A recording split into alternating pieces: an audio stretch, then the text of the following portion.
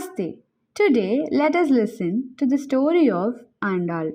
The life of Andal is remarkable in its romantic simplicity.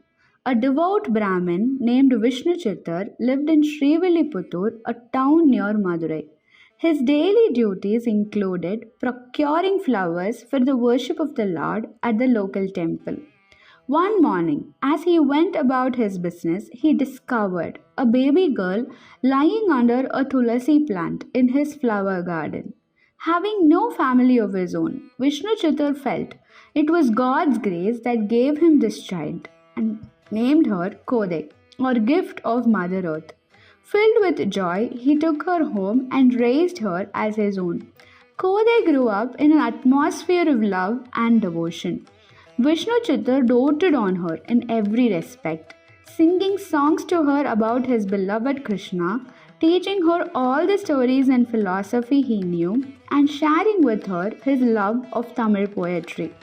The love Vishnu had for his beloved Lord intensified further in his daughter, and before long, she was passionately in love with Lord Krishna. Even as a child, Kothai made up her mind to marry none but the Lord of Brindavana and refused to think of any human being in similar terms. She imagined what it would be like to be his bride, playing the role of his beloved, enjoying his presence.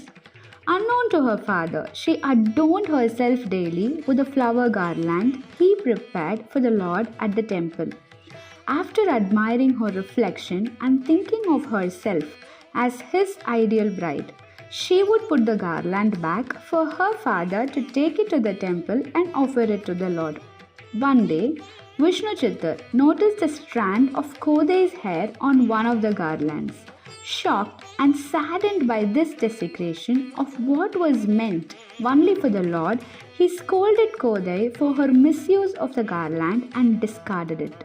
He carefully prepared a new one and offered it to the Lord, begging his pardon all the while. That night, the Lord appeared to Vishnu in his dream and asked him why he discarded Kothai's garland instead of offering it to him. He told Vishnu that he missed the scent of Kothai's body in the flowers and that he preferred them that way. Would he please continue to give the garlands once worn by Kothai? Overcome with emotion, Vishnu awoke and cried tears of both joy and remorse.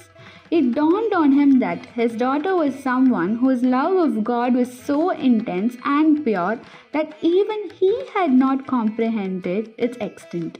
Her spiritual greatness was such that the Lord himself wished to share her presence. From this day on, she became to be known as Andal, the girl who ruled over the Lord.